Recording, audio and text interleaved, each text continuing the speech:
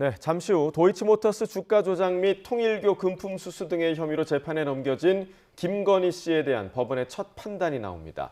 선고는 생중계될 예정인데요. 영부인에 대한 선고 생중계는 이번이 처음입니다.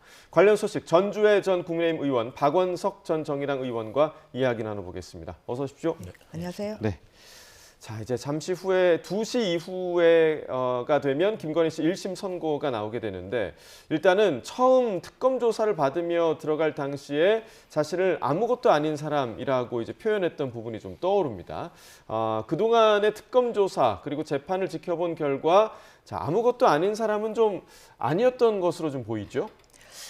아무래도 이제 그 말이 많이 회자가 됐습니다만 이제 오늘 세 가지로 그 기소가 돼서 지금 특가법 알선 수재, 그다음에 도이치모터스 관련한 또 자본시장법 위반법, 그다음에 또 명태균 씨를 통한 여론조사 대납 이렇게 정치자금법 위반 세 가지의 혐의 사실로 기소가 돼 있어서 또 그 기출을 지켜봐야 될 것 같습니다. 또 국민들께서는 사실 이러한 것이 오늘 또 생중계도 되고 있는데 뭐 이러한 것이 어떠한 그런 뭐 시시비비 뭐 이런 걸 떠나서 참 대한민국의 국익에도 사실 좋지 않은 일이기 때문에 앞으로는 이러한 일이 발생하지 않도록 하는 것이 참 중요하다 이런 생각을 가지게 됩니다. 예, 자 김건희 씨 경우는 지금 재판에 대한 생중계 의무는 없는데 재판부가 생중계를 허용했거든요. 그 이유가 좀 어디에 있다고 보십니까? 여러모로 지금 처음 있는 일이지 않습니까? 영부인에 대한 재판도 처음 있는 일이고 또 영부인에 대한 재판을 생중계하는 것도 처음 있는 결정인데 이게 지금 진행 중인 내란 관련 사건 재판의 관련자들 대부분은 공무원들입니다. 근데 그에 반해서 김건희 씨 사건 관련자들은 공무원이 아닌 일반 민간인들도 굉장히 많아요. 그래서 그런 민간인들의 신상이 노출되는 경우에 과거 국정농단 사건의 전례를 보면 재판 생중계를 허용하지 않았던 전례도 있거든요. 그러나 이번 같은 경우에는 워낙 국민의 관심이 크고 또 공익 목적에 부합한다 이렇게 재판부가 판단을 해서 생중계 결정을 내린 것 같습니다. 근데 민간인들의 이름이 불가피하게 이 판결문에서 거론될 때 그에 대해서 어떻게 처리를 할지는 지켜봐야 될 것 같고요. 어찌됐건 지금 이제 앞서 전주 의원님도 말씀하셨듯이 세 가지 혐의를 받고 있는데 그 중에 도이치모터스 주가 조작 관련된 자본시장법 위반 혐의는 대통령 부인이 되기 전에 일어난 일이지만 특가법상 알선 수재나 정치자금법 위반은 대통령 부인이 된 후이거나 유력 후보 시절에 일어났던 일이기 때문에 이게 개인의 사건이라고 볼 수가 없습니다. 그런 면에 비추어 봤을 때 김건희 씨가 얘기했던 아무것도 아닌 사람이라는 거는 뭐 본인의 변명일지는 모르겠으나 국민들이 납득하기는 어려운 그런 변명이었다고 봅니다. 자 계속해서 이야기를 나눠보면 지금 오늘 그렇다면 재판부에서 1심 선고, 형량을 어느 정도 선고할 것이냐 이 부분이 가장 중요한 부분인데 앞서서 저희가 한덕수 전 총리의 사례를 보면 특검에서 15년을 구형을 했는데 그보다 훨씬 높은 형량을 1심 재판부가 선고를 했단 말이죠. 오늘 선고는 좀 어떻게 좀 예상하십니까? 좀 어려운 부분이긴 한데. 참 맞추기가 점점 더 어려워집니다. 재판부마다 좀 보는 관점들이 좀 다르다 보니까 특히 양형에 대해서는 그러다 보니까 한덕수 전 총리 같은 경우는 오히려 구형을 15년을 했는데 구형을 훌쩍 뛰넘는 그 1.5배 정도 되는 23년을 좀 선고를 하지 않았습니까? 이제 그런 면에서 오늘 이루어지는 이 사건에서는 이제 구형은 합쳐서 15년을 했죠. 특가법상 알선 수재 그리고 이제 자본시장법 위반 부분이 합쳐서 이제 11년. 그다음에 그 여론조사 대납을 통한 그런 정치자금법 위반이 이제 4년 그래서 11년 4년에서 15년을 좀 구형을 했는데요. 통상적으로 이제 저희가 원칙적으로 좀 원론적으로 이야기하는 것을 일단 뭐 유무죄가 갈릴 수가 있기 때문에 거기에 따라서 또 형량이 달라질 수가 있죠. 예를 들어서 지금 가장 큰 비중을 차지하는 것이 도이치모터스 그 주가 조작을 통해서 8억 정도의 차익을 얻었다. 사실 이것이 합친 15년 구형의 가장 큰 부분인데요. 이제 이 부분에 대해서 김건희 여사는 지금 부인하고 있지 않습니까? 그렇기 때문에 이것이 어느 정도 유죄가 되느냐에 따라서 형량이 많이 좌우가 돼야 된다고 생각을 좀 봐야 되겠죠. 일단 검찰은 3개 혐의 사실이 모두 다 100% 유죄일 경우를 가정해서 15년을 구형한 것이기 때문에 그래서 근데 이 건은 제가 봤을 때는 상당히 또 피고인이 다투는 입장이고 해서 일단은 유죄 비율이 어느 정도인지 기소 대비 유죄 비율이 어느 정도 나왔는지 특히 차익이 그 주가 조작이 만약에 유죄인지 무죄인지 그리고 유죄라고 하는 경우에 어느 정도의 또 차익을 받다고 재판부가 인정하는지 사실 이제 그런 부분이 가장 큰 이 형량에 미치는 영향이 있을 거라고 생각을 하고요.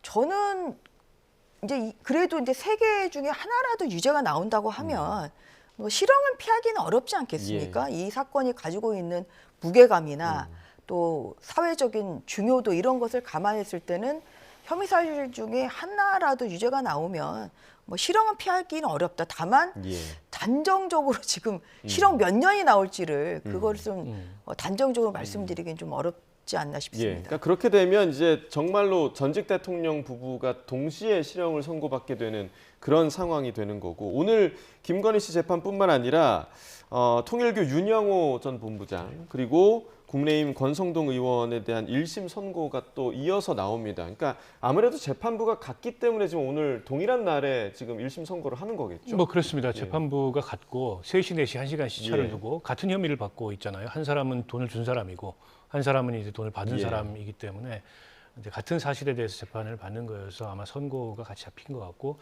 지금 구형량도 동일합니다. 두 사람 다 4년을 받았고요. 뭐 유죄 인정 가능성은 매우 높고 다만 형량이 어느 정도 나올지는 글쎄요, 그 뭐 예단하기 어려운데 어쨌든 4년 형량 그 구형량 범위 내에서 선고가 이루어지지 않을까 이렇게 예상이 되고요. 이게 지금 이제 통일교 문제가 이걸로 끝난 게 아니지 않습니까? 김건희 씨에 대한 알선수재에도 통일교가 엮여 있고 권성동 의원 정치자금법 위반도 있는데 지금 여권 인사까지 포함한 정치권을 상대로 한 로비, 뭐 뇌물 이 의혹이 아직도 지금 진행 중입니다. 수사가 진행 중이고 일각에서는 특검을 하자 이런 이제 정치권의 제안도 있습니다만 이게 특검으로 갈지 아니면 지금 이미 검경 합수단이 구성이 돼가지고 통일교를 비롯해서 뭐 신천지까지 포함한 종교의 정치개혁 전반에 대해서 들여다보고 있어서 통일교 관련된 수사 재판이 이걸로 끝나는 게 아니고 앞으로도 계속 진행될 가능성이 높다고 보고요. 지금 경우에 따라서는 국민의힘이 관련된 정치인도 권성동 의원 한 명에 그치지 않고 더 추가될 가능성이 있어서 오늘 아마 국민의힘도 이 재판을 예의주시하지 않을까 이렇게 예상합니다. 지금 말씀해 주신 것처럼 왜냐하면 국민의힘에서 지금 장동혁 대표가 단식까지 불사하면서 통일교 관련 특검을 밀어붙이고 있는 상황인데 그렇다면 오늘 권성동 의원이나 윤영호 전 본부장의 형량 결과가 국민의힘이 밀어붙이고 있는 이 특검에는 좀 어떤 영향을 미칠지 어떻게 좀 보십니까? 일단 3시에 윤영호 본부장에 대한 선고가 우선 나오기 때문에 뭐 3시에 이 그 1억 원을 준 것이 사실이라고 하면 또 권성동 전 대표도 당연히 유죄가 나오는 같은 결과가 나올 것으로 예상이 됩니다. 이것도 권성동 전 원내대표는 부인을 하고 있기 때문에 일단 좀 뭐 그런 부분 1억 원의 수수 여부에 대한 재판부의 판단을 지켜볼 필요가 있다고 생각합니다. 근데 이것이 만약에 유죄가 된다고 하면 지금 국민의힘에서는 저도 오늘 국민의힘에서 진행하고 있는 통일교 특검 촉구 천막 농성에 지금 아침 일찍 가서 다녀오셨어요? 제가 한 2시간 정도 천막에 있다가 좀 왔는데요. 지금 사실 이 통일교 특검에 대한 국민의힘의 요구가 오히려 저는 유죄라고 하면 오히려 또 탄력을 받을 수 있는 상황이죠. 왜냐하면은 이 부분 특히 이 통일교에서 돈을 준 이 정치인이 누구냐에 대해서 권성동 전 대표가 우선적으로 기소가 됐습니다만 그 당시에 그 윤영호 본부장을 비롯한 관계자들이 이야기한 정치인이 더 있지 않습니까? 지금 민주당의 전재수 의원도 있고 그런데 그것을 작년 8월에 특검이 알고도 작년 12월까지 아무런 그런 수사도 하지 않고 아무런 조치도 취하지 않았다. 그래서 작년 12월에 이것으로 굉장히 떠들썩했습니다만 이것이 경찰과 지금 또 합수단이 지금 발족을 했습니다만 아무런 진전이 없어 보여요. 그렇기 때문에 이러한 특히나 여권 인사가 연루된 이런 수사에 대해서 검찰이나 경찰이나 아무런 지금 수사 지전이 보이지 않는 것은 이것은 비정상적인 것이다. 그래서 지금 그래서 국민의힘이 이 통일교 특검을 비롯한 또 뭐 여러 가지 특검을 지금 하자고 그렇게 촉구를 하고 있어서 예. 이것이 만약에 사실이라고 하면 저는 유죄라고 한다면 아마 가장 결정적인 건 결국은 윤영호 본부장의 그 진술의 신빙성이 인정이 되기 때문에 유죄가 될 것이라고 생각합니다. 그렇다고 하면 같은 사람이 이야기한 윤영호 본부장의 입에서 나온 다른 정치인들의 수사가 지금 거의 진행이 안 되고 있으니 예. 이것을 위한 특검을 하자는 국민의힘의 저는 요구가 오히려 더 탄력을 받을 것이라고 생각을 예, 하고 자, 네. 이 자리를 빌어서 다시 한번 좀 그 부분 좀 쌍특검에 대한 저는 좀 촉구를 하는 바입니다. 예, 일단은 오늘 이제 잠시 후에 있을 1심 선고 결과를 지켜봐야겠고요. 자, 국민의힘 이야기를 해보자면 지금 국민의힘 장도혁 대표가 오늘 당무에 복귀한다고 합니다. 일단은 많이 회복이 된 상태일까요? 좀 생각보다 일찍 복귀하는 것 같은데요. 그러니까 생각보다 빨리 복귀를 하는 것으로 보입니다. 예. 근데 다만 이제 병원에서 이제 또 며칠 전에 퇴원을 했고 뭐 통원 치료를 했고 사실 지금 6.3 지방선거 얼마 남지 않았고 당대표로서 해야 될 당무가 많기 때문에 네, 그러한 점에서 그래도 좀 생각보다 빨리 예. 당무에 오늘 좀 복귀를 하는 좀 그러한 것으로 보입니다. 예. 지금 뭐 다들 뭐 궁금해하시는 부분이 이제 뭐 한동훈 전 대표에 대한 뭐 제명 의결 뭐 이것이 최고위에서 최종적으로 의결이 돼야 되기 때문에 이제 그러한 것을 비롯해서 장동혁 대표의 단식 기간 동안 좀 보류된 것들이 있기 때문에 예. 이제 이러한 것을 뭐 오늘 그리고 또 내일 최고위를 통해서 또 처리하지 않을까 그렇게 예측하고 있습니다. 예, 예. 자, 일단 오늘 있을 그 1심 선고와 관련해서 뭐 앞서 장동혁 대표가 윤석열 전 대통령의 계엄과 관련해서는 일정 부분 사과를 한 부분이 있긴 하지만 지금 김건희 씨에 대한 입장은 사실상 국민의힘에서 특별히 좀 없었습니다. 그러니까 오늘 1심 선고 결과 나오는 것에 따라서 김건희 씨에 대한 사과도 혹시 필요하다 이런 생각도 갖고 계십니까? 이렇게 돌이켜 보면 윤석열 전 대통령에 대한 체포방해 혐의 구형이 있었고요. 얼마 전에 한덕수 총리 국민의힘에서 대선 후보로까지 옹립하려고 했던 예. 그 1심 선고가 있었는데 국민의힘의 공식적인 입장이 없었습니다. 그냥 재판부의 판단을 존중한다는 아주 소극적인 입장밖에 밝히지 않았는데요. 오늘도 좀 주목이 됩니다. 그에 대해서 국민의힘이 어떤 입장을 밝힐지. 뭐 재판부 판결을 존중한다는 원론적인 얘기는 하겠지만 아마 김건희 씨 문제에 대해서 직접적인 사과하는 입장을 안 밝힐 것 같은데요. 저는 입장을 당연히 밝혀야 된다고 생각하고 예. 왜 그러냐면 도이치모터스 주가 조작 관련된 뭐 특검의 요구나 수사에 대해서 그동안에 국민의힘이 얼마나 방어막을 치고 거듭 이 김건희 특검법을 부결을 시켰습니까? 책임이 있는 거죠. 예. 그리고 윤석열 정부의 검찰이 한 번은 무혐의를 내렸다가 고검에서 재수사를 해가지고 사실은 수사를 하던 중에 특검법이 통과돼서 여기까지 온 거 아니겠어요? 그렇게 본다면 좀 책임 있는 공당으로서 오늘 선거 결과를 겸허하게 받아들이고 그에 대한 입장 표명을 할 필요가 있다는 생각이 들고 뿐만 아니라 지금 이 특가법상의 알선 수재 또 명태균 씨와 관련된 정치자금법 위반 이거는 그 김건희 씨가 대통령 후보의 부인이거나 혹은 대통령 부인 시절에 일어났던 일이에요. 근데 어떻게 보면은 그 공적인 일에 관여해서는 안 되는 대통령 부인이 관여함으로써 예. 일종의 이제 국정농단과 유사한 이런 사건이 발생한 건데 그에 대해서도 책임 있는 입장 표명과 사과가 좀 필요하다고 생각하고요. 이제 국민의힘은 어쨌든 지금 여러 가지 내부 문제가 있지만 제1야당이고 책임 있는 공당입니다. 때문에 이 계엄 탄핵 이후에 벌어진 상황에 대해서 책임 있게 입장을 낼 필요가 있고 또 이 윤석열이 일으킨 내란이나 윤석열 부부의 이 국정농단에 대해서 책임 있게 사과하고 단절하려는 노력이 필요한데 그런 게 없다 보니까 지금 민심에서 점점 더 멀어진 이런 모습을 보이고 한동훈 전 대표 징계 문제를 둘러싼 이 내부 갈등에 예. 몰두하는 듯한 모습을 보이고 있습니다. 4개월 있으면 이제 지방선거가 전국적으로 열리게 되는데 이런 상황에서 지방선거를 과연 국민의힘이 온전하게 치를 수 있을까? 예. 이게 좀 의문되는 상황인데요. 이런 그 입장들을 분명하게 하고 분명하게 거리둘 걸 거리두지 않음으로써 이제 발생하는 문제라고 봅니다. 오늘도 지켜봐야 되겠습니다만 좀 전향적인 태도가 필요하지 않을까 싶습니다. 예. 그 오늘 아침에 이철우 경북지사 같은 경우는 한 라디오에 나와서 이런 얘기를 했더라고요. 그러니까 한동훈 전 대표 때문에 정권을 빼앗겼다. 그리고 지금 한덕수 전 총리 그 재판과 관련해서는 내란 혐의에 대해서 또 3심까지 가보면 뒤집힐 수도 있다 이런 취지의 얘기를 했더라고요. 좀 어떻게 보셨습니까?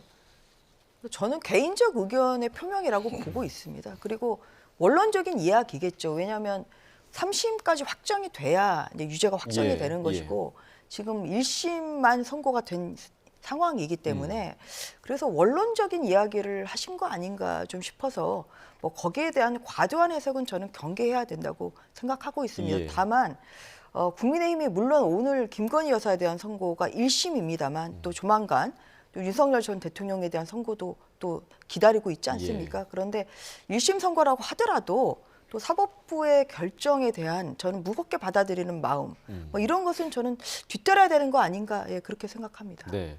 자 이제 한 전 대표, 그러니까 한동훈 전 대표가 이후에 오늘 장동혁 대표가 복귀한 이후에 만약에 이제 제명 결정이 내려진다면 이후에 한 전 대표의 행보는 어떠해야 할지 어떻게 좀 보십니까?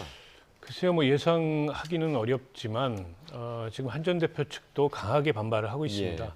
특히 김종혁 전 최고위원에 대해서 애초 당무감사위가 권고했던 당원권 정지 2년이 아니고 그보다 더 강한 징계, 그러니까 탈당 권고인데 사실상의 이제 제명과 다름없는 그런 징계를 내린 이후로 굉장히 격앙된 그런 모습을 보이고 있고 지난 주말에 또 지지자들이 집회를 하면서 일종의 이제 세과시 실력 행사도 했는데요.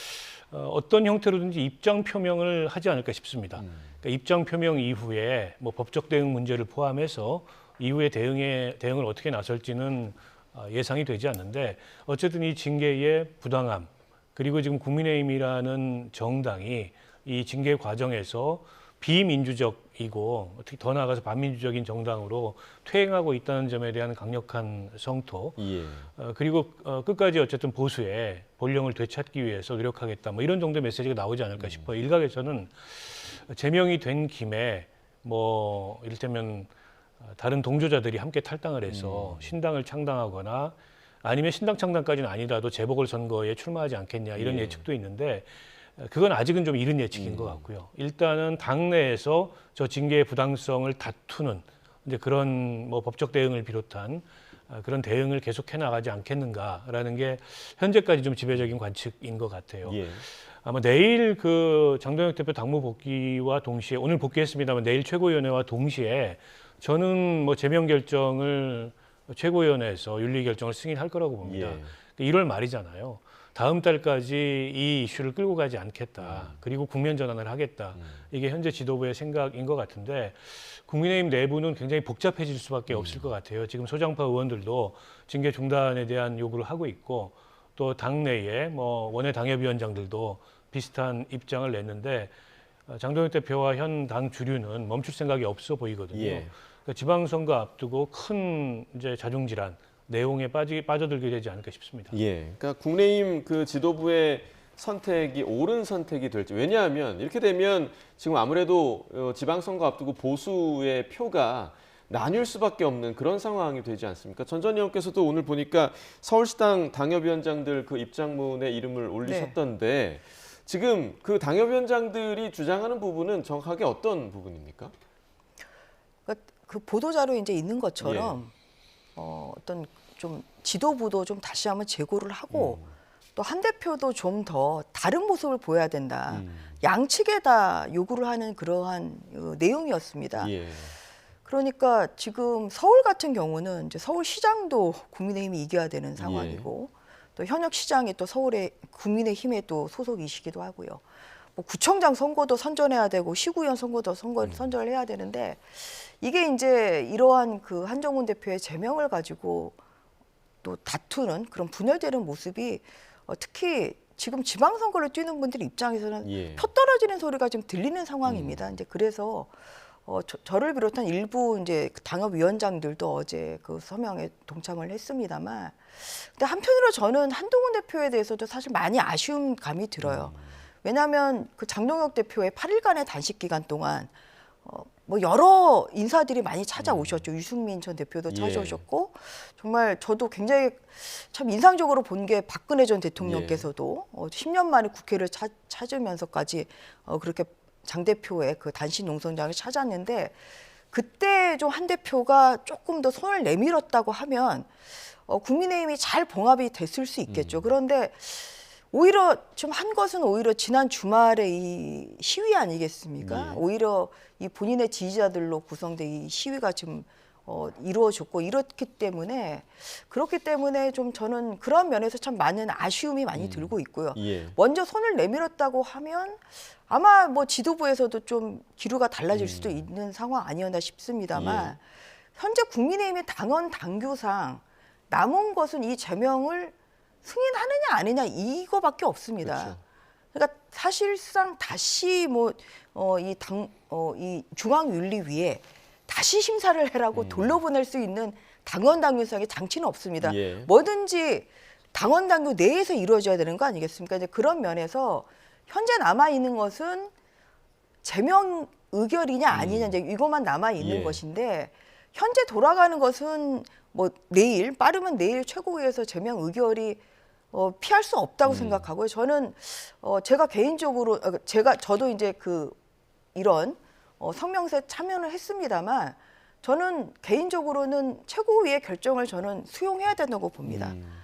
그리고 다른 의견을 가진 사람이라도 뭐 원내 의원이든 당협위원장이든 최고위의 의견을 그래도 수용을 해야 되고요. 존중을 해야 되고 이 의결이 어떠한 그 결정이 내려지더라도 그 이후에는 정말 똘똘 뭉쳐서 통합되는 모습을 보여줘야 되고 한동훈 대표도 당의 통합을 위해서 좀 더 애써주시기를 좀 바라는 그런 마음을 전달하는 바입니다. 내일 있을 그 국민의힘 최고위의 결정 지켜봐야겠고 민주당 이야기도 좀 짧게 해보겠습니다.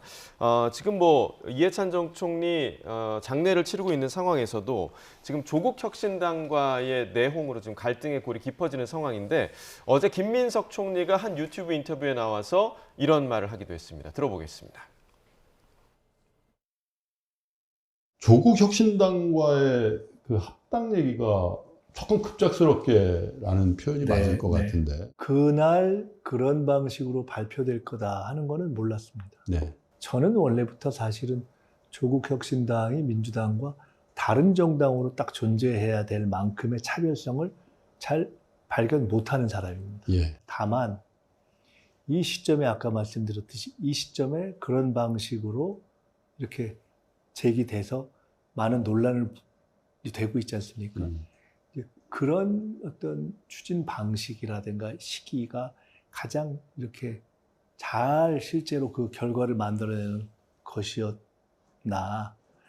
대해서 여러 의견이 현재 있는 상태인 거죠.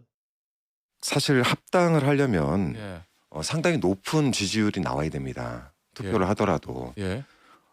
그런데 지금 시기에 높은 그 찬성률이 나오기가 쉽지 않을 수도 있고. 당원 투표하면요? 그렇죠. 그래요? 통과해야 될 수 있다고 봅니다만 높은 찬성률을 받아내기가 쉽지 않고 통과가 되고 나서도 많은 논란을 불러일으킬.